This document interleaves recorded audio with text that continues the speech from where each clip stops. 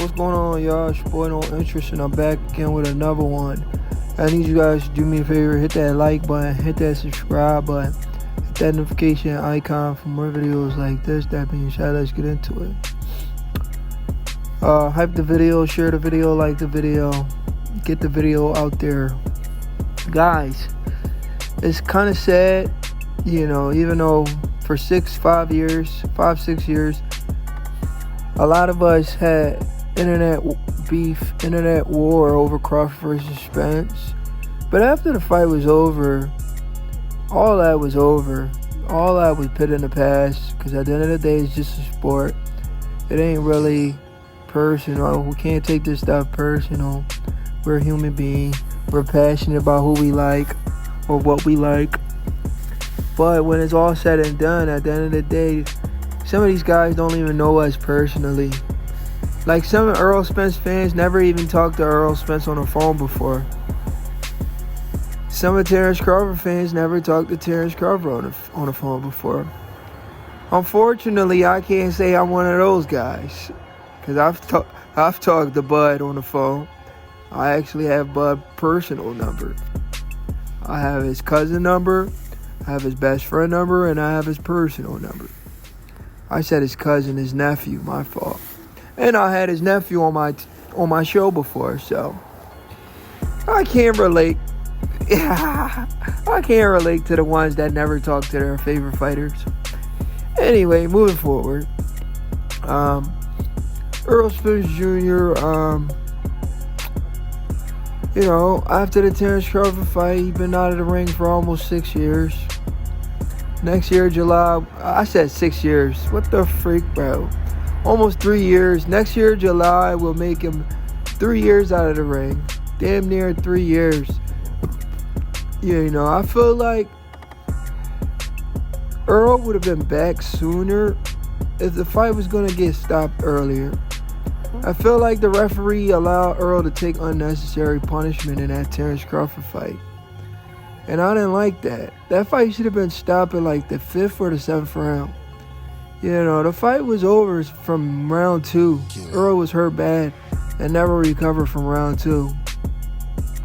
He got hard, he's going to keep coming, but he never really truly recovered.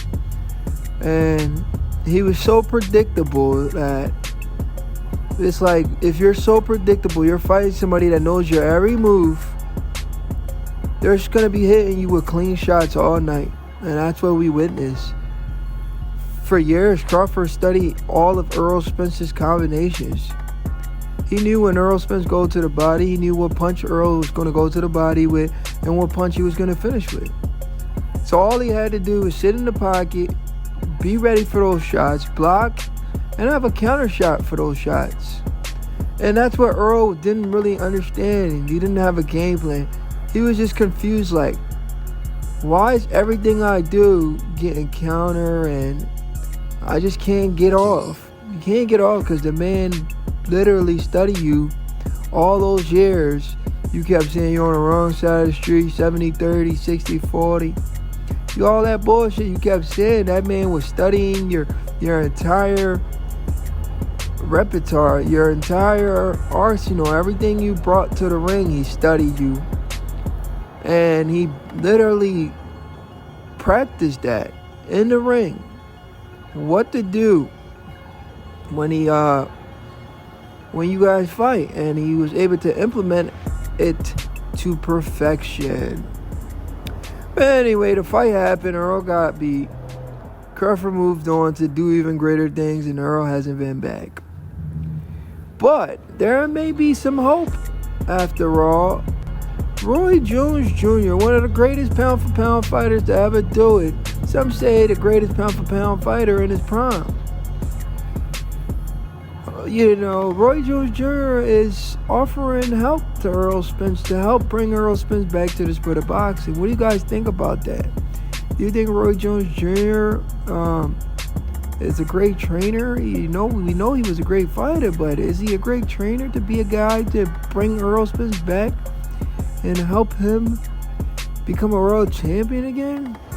Or is it just to help Errol get some more money in his pocket before he finally calls it quits?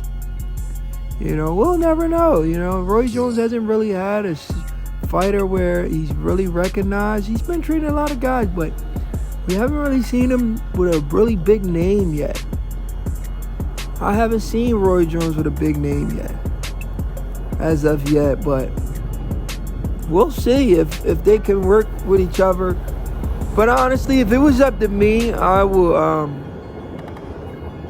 want to give Errol Spence to a defensive coach, a guy that focuses on defense more. Errol Spence has taken too much punishment in the sport of boxing, and his defense needs to be a lot better than what it is right now. He needs to be in there. We already know he has the offense, he has the gas, the engine, but it's the defense. So if I was training Errol Spence, I would. Or if I was going to pick who Errol Spence trained with, it would have to be a trainer that focused on defense, a lot on defense, because we don't want to see Errol Spence take any more punishment, man. The first time he got taken out of the game for almost 3 years after his first loss. The next time he loses, he may never come back. So honestly, I hope Roy Jones is focusing on defense for Earl. More defense than offense for me. If Roy Jones is going to teach Earl anything, teach him how to be slippery. Because that's what I want to see. I don't want to see Earl get hurt.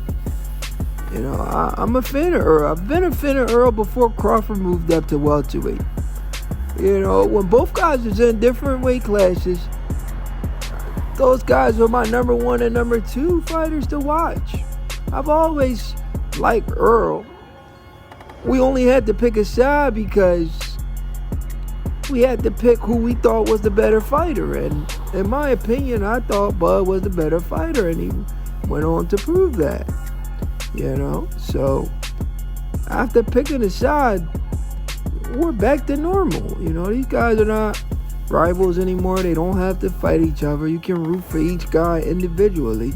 And I will be rooting for Errol Spence. I want to see Errol Spence come back. I want to see Errol Spence become a world champion. I want to see Errol Spence end his career with a win on top, not end his career with a knockout loss to Bud Crawford. Not a great way to go out. He needs to redeem himself, come back, go get a belt at 54 or 60, And maybe if he get a belt at 60, he can draw the attention of a Terrence Crawford. So we'll see.